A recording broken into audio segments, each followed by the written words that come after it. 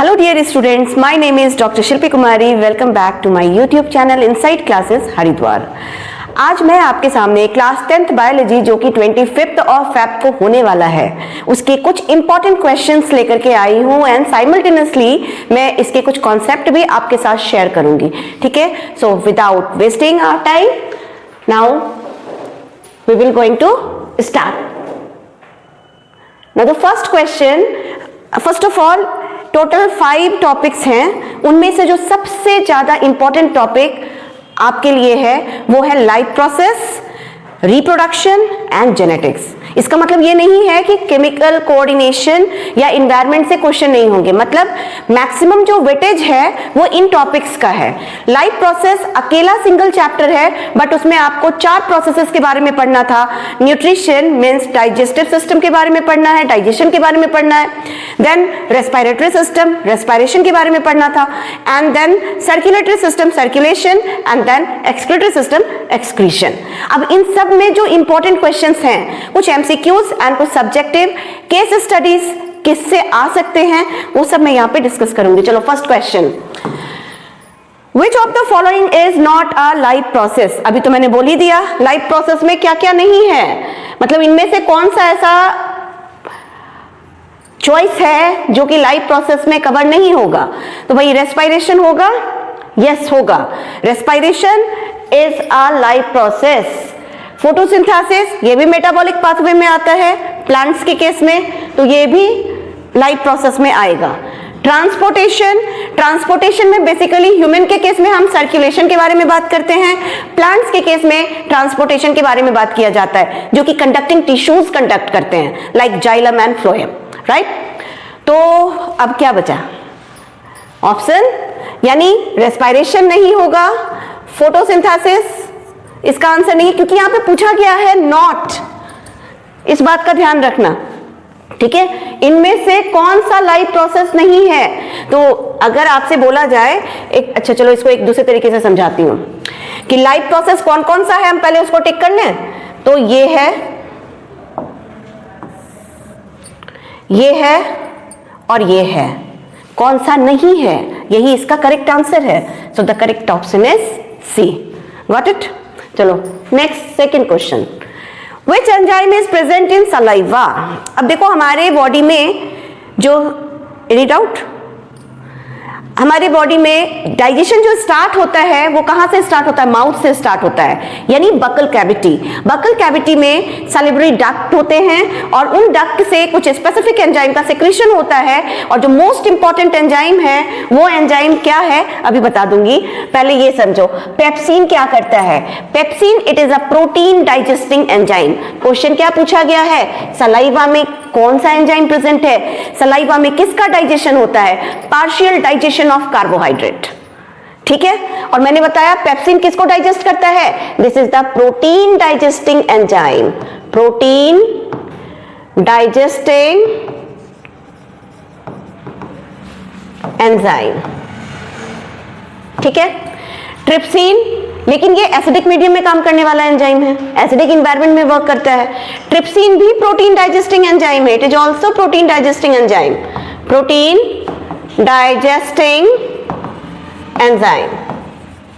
But difference क्या है, ये एसिडिक मीडियम में काम करता है, this works only in the acidic medium, and trypsin ये वर्क करता है अल्कलाइन मीडियम में, अल्कलाइन मीडियम में ये काम करेगा। What's about lipase, lipase is lipid digesting enzyme, जो फैट को डाइजेस्ट करता है, this is lipid digesting enzyme. ठीक है, तो अब तो आंसर खुद ब खुद सामने में आ गया। Amylase, amylase carbohydrate digesting enzyme होता है। ठीक है, यानी this is the carbohydrate digesting enzyme. ठीक है, तो इसका करेक्ट आंसर हो जाएगा बी, एमाइलेज। अब याद करो, एमाइलेज की जगह पे अगर सलाइवरी एमाइलेज दिया होगा तो भी आंसर वही लगेगा, अगर सलाइवरी एमाइलेज ना देकर के टाइलिन दे दे तो भी आंसर यही लगेगा। ठीक है, इसका दूसरा नाम क्या है, सलाइवरी एमाइलेज का दूसरा नाम another name for the salivary amylase ptyalin होता है, ठीक है। तो आप इसको भी याद रखना, PTYALIN, ptyalin. Next question number 3। इसको पेन को हटा के ये स्क्रीन थोड़ी बड़ी सी कर दो साइड से पकड़ के। पेन को ये वाइट वाइट बॉर्डर दिख रहा है, अच्छा नहीं लग रहा, वो भी हो गया आपसे। नहीं, क्या करना है मतलब बताओ। वहां से पेन हटाओ। पेन हटा दिया। अब एक उंगली इधर लगाओ, एक उधर लगाओ। नहीं नहीं नहीं, हाँ बॉर्डर पे खींच दो थोड़ा। नहीं छोड़, ऊपर की साइड। हाँ बस बस बस, ठीक है। चलो now third question, functional unit of kidney is. Kidney का फंक्शनल यूनिट क्या होता है? न्यूरॉन क्या है? नर्वस सिस्टम के यूनिट को हम न्यूरॉन बोलते हैं, ठीक है। अल्वियोलस क्या है? अल्वियोलस हमारे लंग्स में प्रेजेंट होता है, balloon like structure, alveolar duct से जो जुड़ा होता है वो है। विलाई कहां होगा? स्मॉल इंटेस्टाइन में फिंगर लाइक प्रोजेक्शन जो कि सरफेस एरिया को बढ़ा देता है, तो वो विलाई है। What's about nephron? जनरली बच्चे कंफ्यूज्ड होंगे न्यूरॉन और नेफ्रॉन में, ठीक है। तो याद रखिएगा, न्यूरॉन किसका स्ट्रक्चरल एंड फंक्शनल यूनिट है? Structural and functional unit of the nervous system is neuron. तो ये रिलेट करता है नर्वस सिस्टम से, नर्वस सिस्टम और nephron. Nephron is related to the excretory system, kidney. Alveolus का तो मैंने बता ही दिया, ये लंग्स था। विलाई स्टमक, स्टमक में भी कहां पे? स्मॉल इंटेस्टाइन, ठीक है। ये बेसिकली स्मॉल इंटेस्टाइन में प्रेजेंट होता है।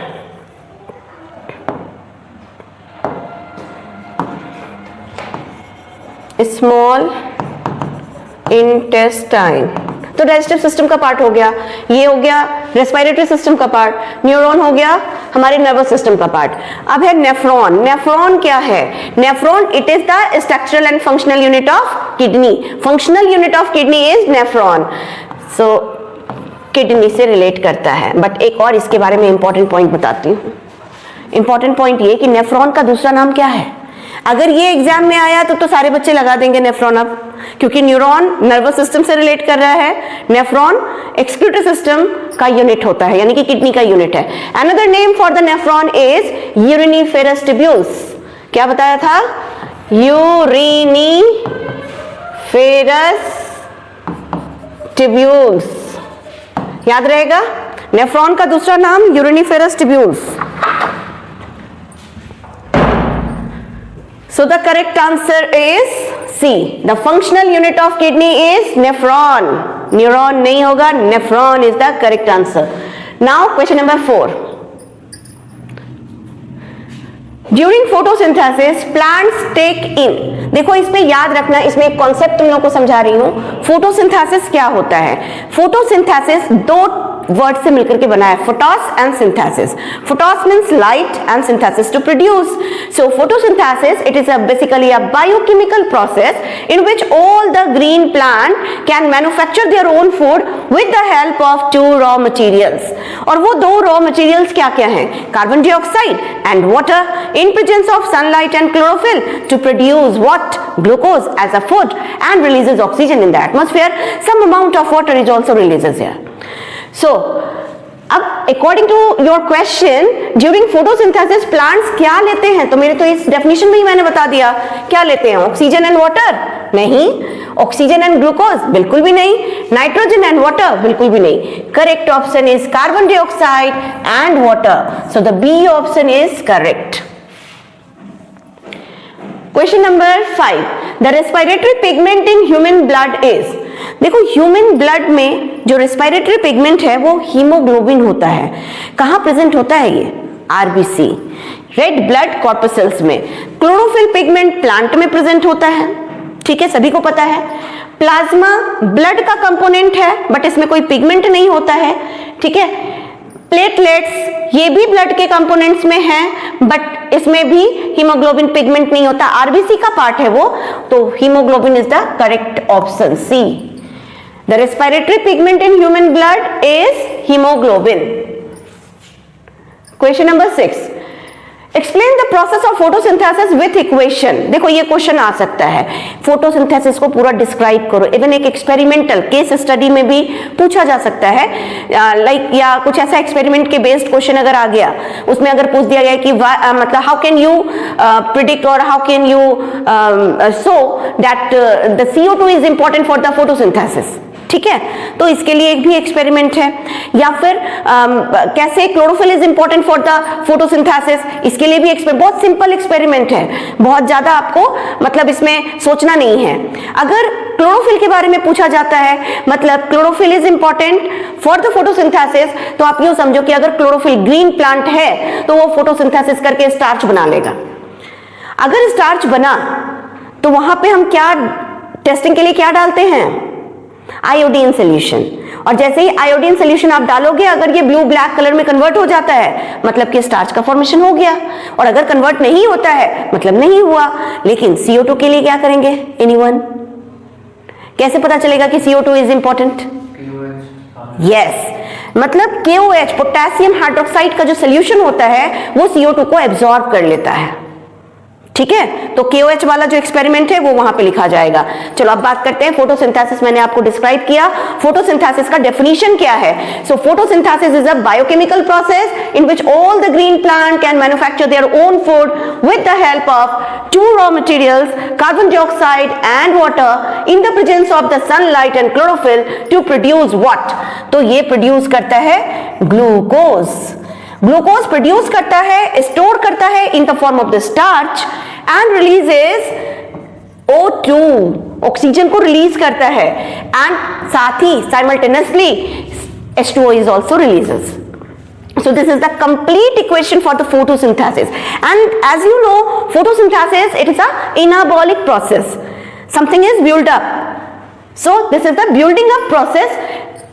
When two simpler form joined or react together to form a complex organic molecule, this process is called the anabolic process. So photosynthesis किस टाइप का प्रोसेस है, तो ये भी याद रखेंगे, it is the anabolic process. Anabolic process. Anabolic process means building up process. It is a constructive process. Steps क्या है, absorption of light energy and by the chlorophyll, conversion of light energy into the chemical energy. एक photosynthesis का ये भी definition है. Photosynthesis, it is a biochemical process in which light energy is converted into the chemical energy. Light energy का conversion chemical energy में होता है. But ultimately क्या होता है, reduction of carbon dioxide to produce glucose. यानी carbon dioxide reduced होकर के product form करता है, and that product is glucose, which is stored in the form of the starch. So this is the whole and sole process of the photosynthesis with equation. तो इसको जरूर याद कर लेना, this is very very very important. ठीक है, चलो next question देखें क्या है। Explain the structure and function of the human heart. थोड़ा डिफिकल्ट लगेगा, बट नहीं, क्लास में बताया गया था कि आप ह्यूमन हार्ट का जो डायग्राम है बेसिकली ऐसे समझो। ह्यूमन हार्ट 4 चैम्बर्ड होता है, 2 auricle 2 ventricle. 2 auricle means left auricle right auricle, left ventricle right ventricle, ठीक है। उसमें एरोटा, इसके वाल्व और ये जितने भी, बहुत अच्छे से आप एक बार डायग्राम पे प्रैक्टिस कर लेना। बाकी जो इस टॉपिक का मुझे सबसे इंपॉर्टेंट पॉइंट लग रहा है वो ये लग रहा है, you just describe the mechanism of the circulation. कैसे सर्कुलेशन होता है हमारे बॉडी में, ह्यूमन बॉडी में। तो मैंने इसके लिए भी आपको बताया था कैसे होता है। लंग्स से कहानी शुरू होती है। लंग्स के अल्वियोलाई में O2 इन हो गया, यानी इनहेलेशन में एटमॉस्फेयर से ऑक्सीजन ले लिया गया, और उस ऑक्सीजन को कैरी कौन कर रहा है, pulmonary vein. Pulmonary vein carry करके उसको कहां पे लेकर आएगा, लेफ्ट एट्रियम में। अब देखो, जो ऑक्सीजन यहां पे अल्वियोलाई में है वो basically partial pressure of O2 is very very high in this situation. When the oxygen concentration is high, this oxygen is combined with the blood and to form the oxygenated blood, and this oxygenated blood is carried by the pulmonary vein कहां से कहां तक, lung से left atrium में लेकर आता है। फिर लेफ्ट एट्रियम से वो लेफ्ट वेंट्रिकल में जाएगा। लेफ्ट वेंट्रिकल से इसको कैरी करने का काम सिस्टमिक आर्टरी करती है, फिर उसको कैरी करके बॉडी सेल्स में ले जाएगा। जैसे ही बॉडी सेल्स में जाएगा वहां पे पार्शियल प्रेशर CO2 का हाई हो जाता है, तो ब्लड कैसा होगा, डीऑक्सीजनेटेड, क्योंकि अब CO2 कंबाइंड करेगा, हीमोग्लोबिन से, and then this deoxygenated blood is carried by the systemic vein, कहां से कहां तक, बॉडी सेल से right atrium and then right ventricle, और इस इम्प्योर ब्लड को कैरी करने का काम राइट वेंट्रिकल से कहां को, लंग्स, अल्वियोलाई में कौन लेके जाएगा, पल्मोनरी आर्टरी। Very good. बताओ, एक सिंपल सा पूरा का पूरा मैकेनिज्म सिंपल तरीके से बता दिया गया है। इस मैकेनिज्म को जरूर याद रखना, ये फुल लेंथ में आ सकता है, ठीक है। तो चलो यहां पे देखते हैं, explain the structure and function of the human heart. तो यहां पे right atrium, right ventricle, left atrium, left ventricle, function क्या है सबका, pumps oxygenated blood to the body, pumps deoxygenated blood to lungs, human have double circulation. या short questions में आ सकता है, in the case of the human being जो circulation है वो कैसा होता है, it is close type. What is the meaning of the close circulation, if the circulation takes place with the help of blood vessels or the capillaries, this type of circulation is called the closed type of circulation। जितने भी higher organisms हैं उनमें होता है, human में भी closed type of circulation है। but एक दूसरा क्वेश्चन इसमें राइज करता है, closed type तो है but किस टाइप का है, is it single circulation, incomplete circulation or the double circulation? In the case of the human being, circulation is double circulation। what is the meaning double circulation? दो बार circulation होता है, एक through lungs like pulmonary circulation, इसको बोलते हैं pulmonary circulation, और दूसरे को सिस्टमिक सर्कुलेशन कहा जाता है। सिस्टमिक बोले तो जो सिस्टमिक आर्टरी या वेन्स के थ्रू लेके जो जाएगा उसे हम बोलेंगे सिस्टमिक सर्कुलेशन। क्योंकि ये दो बार हो रहा है, एक बार लंग्स से हार्ट में आ रहा है और एक बार हार्ट से फिर लंग्स में जा रहा है, तो ये जो दो बार हो रहा है इसलिए इसको डबल सर्कुलेशन कहा जाता है, ठीक है। तो किस में होता है सिंगल सर्कुलेशन, पाइसेस, फिश के केस में होता है। फ्रॉग के केस में इनकम्प्लीट डबल सर्कुलेशन होता है। क्यों? क्योंकि वहां पे 3 चैम्बर हार्ट है, 2 ऑरिकल, अनडिवाइडेड वेंट्रिकल, तो वहां पे सर्कुलेशन होगा 2 बार लेकिन वो इनकम्प्लीट होता है, ठीक है। ऐसे ही कुछ रेप्टाइल में भी होता है, बट जब हम बात करते हैं एप्स या मैमल की बात करते हैं, यानी मैमल में ह्यूमन बीइंग आता है, ह्यूमन बीइंग के केस में डबल सर्कुलेशन है, one is pulmonary circulation and another one is the systemic circulation. समझ में आ गया?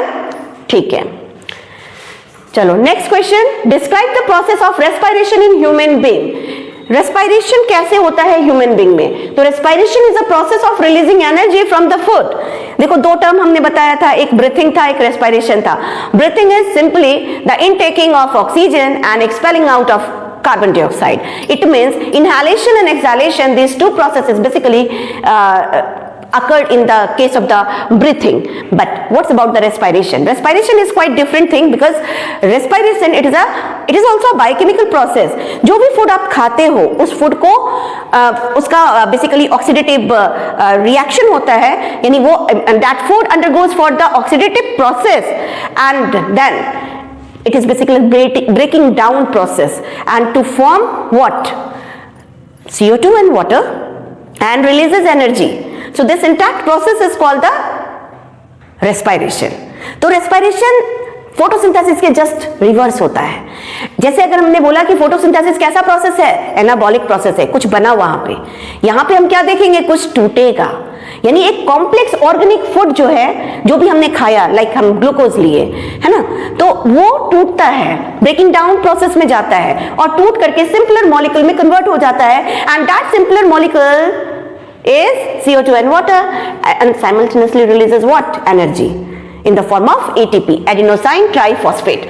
So पूरा का पूरा प्रोसेस मैंने सिंपल तरीके से बता दिया।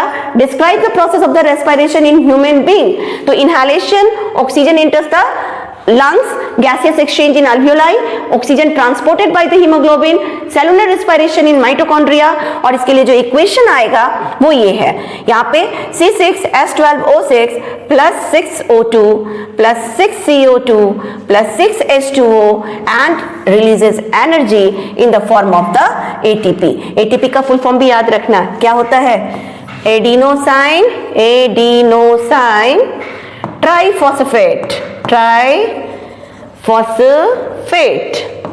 ठीक है। चलो ये भी हो गया।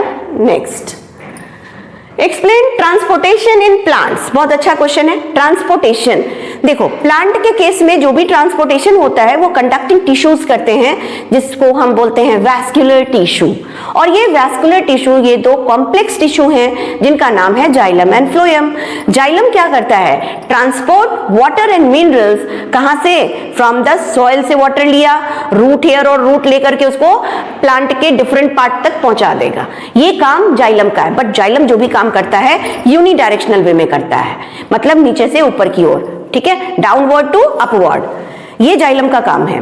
फ्लोएम क्या करता है? फ्लोएम ट्रांसलोकेट करता है। अब देखो, जब हम बात करते हैं फ्लोएम के फंक्शन के बारे में, तो वहां पे जनरली हम ट्रांसपोर्टेशन टर्म नहीं यूज करते हैं, ट्रांसलोकेशन यूज करते हैं। तो याद रखना, फ्लोएम क्या करेगा? जो प्लांट का लीफ भोजन बना लिया with the help of photosynthesis, उस भोजन को, उस फूड को प्लांट के डिफरेंट पार्ट तक पहुंचाने का काम फ्लोएम करता है, ठीक है। लेकिन इसका डायरेक्शन ऐसा नहीं है कि वो यूनिडायरेक्शनल वे में काम करेगा, ये मल्टी डायरेक्शनल, मतलब बाई डायरेक्शनल फ्लो रहता है इसका, डाउनवर्ड टू अपवर्ड भी और अपवर्ड टू डाउनवर्ड भी। So this is phloem. अब देखो, जाइलम के भी कंपोनेंट हैं, फ्लोएम के भी कंपोनेंट हैं, और different component different function perform करते हैं, ठीक है। So the plants have two main tissues. कौन सा टिश्यूज? कंडक्टिंग टिश्यूज, है ना, vascular tissue. Xylem transport water and mineral from roots to leaves, unidirectional. Phloem transport की जगह पे ट्रांसलोकेट लिख लेना, वो ज्यादा अच्छा लगेगा। Translocate the food from the leaves to the different part of the plants. So water moves upward due to the transpiration pull, root pressure and capillary action की वजह से नीचे से ऊपर को वाटर चला जाता है। It is not so simple because देखो, ऊपर से नीचे तो इजीली आ जाए, लेकिन नीचे से ऊपर लेके जाना वो थोड़ा डिफिकल्ट है। बट यहाँ पे जो मैकेनिज्म यूज होता है वो मैकेनिज्म है transpiration pull theory, root pressure theory, capillary action theory, ठीक है। डिक्सन एंड जॉली का थ्योरी था और वो बहुत ही ज्यादा एप्लीकेबल हुआ। चलो, question number 10, explain the structure and working of nephron. And this is again the most important question for your biology, जो 25th में आने वाला है, ठीक है। एक्सपेक्टेड क्वेश्चन है, आ सकता है। नेफ्रॉन का डायग्राम, ठीक है, तो आप इस पे प्रैक्टिस कर लेना, इसके डायग्राम पे, वो वाला हेयर पिन लुक वाला। Nephron is the structure and the functional unit of kidney. और मैंने अभी बताया कि नेफ्रॉन का दूसरा नाम भी है यूरिनिफेरस ट्यूब्यूल्स, ठीक है। इसके पार्ट्स क्या हैं? Glomerulus, Bowman capsule, tubules, collecting duct. Steps of urine formation 3 steps में कंडक्ट होता है, फिल्ट्रेशन, रीएब्जॉर्प्शन एंड सिक्रीशन, ठीक है। और साथ ही साथ आप है ना एक ह्यूमन एक्सक्रीटरी ऑर्गन का भी डायग्राम बना लेना, एक्सक्रीटरी सिस्टम का डायग्राम, जिसमें वो वाला डायग्राम आएगा। पेयर ऑफ किडनी, किडनी के ऊपर एडिनल ग्लैंड और उससे यूरेटर निकला, फिर यूरिनरी ब्लैडर, यूरिनरी ब्लैडर में ये यूरेटर आकर के खुल रहा है, ओपन अप हो रहा है, वहां पे यूरिथ्रा है, यूरिथ्रा से फिर यूरिनरी अपर्चर जिससे यूरिन बाहर आता है। तो ये जो स्ट्रक्चर है, वो ये जो डायग्राम है वो बेसिकली किसका डायग्राम है? ये है ह्यूमन एक्सक्रीटरी सिस्टम का डायग्राम। तो आई होप कि ये जो पहला टॉपिक, मतलब पहला जो चैप्टर है लाइफ प्रोसेसेस, इसके जो भी इंपॉर्टेंट क्वेश्चंस हैं वो मैंने यहाँ पे डिस्कस कर लिया। रेस्पिरेशन में ये भी याद कर लेना, what is the basic differences between the aerobic and the anaerobic respiration, ठीक है। एरोबिक ऑक्सीजन के प्रेजेंस में होगा, कहां होता है? माइटोकॉन्ड्रिया में होता है, क्रेब साइकिल कंडक्ट करता है। और एनारोबिक रेस्पिरेशन जो होता है वो बेसिकली फर्मेंटेशन, फर्मेंटेशन भी 2 टाइप का बताया था, एक होता है अल्कोहलिक फर्मेंटेशन जिसमें अल्कोहल का फॉर्मेशन होता है, and another one is lactic acid fermentation जिसमें लैक्टिक एसिड का फॉर्मेशन होता है। एक्चुअली लैक्टिक एसिड फॉर्मेशन कहां पे होता है? हमारे बॉडी के मसल्स में होता है। जब हम बहुत ज्यादा वाइग्रस एक्सरसाइज कर लेते हैं तो due to the accumulation of this lactic acid oxygen का डेफिशिएंसी होने लगता है। तो एट दैट टाइम हमारा बॉडी एनारोबिक रेस्पायर किया और वो बनाया क्या? लैक्टिक एसिड, उसका एक्यूमुलेशन हो गया मसल्स में, and due to this deposition of the accumulation of the lactic acid we feel fatigue, ठीक है।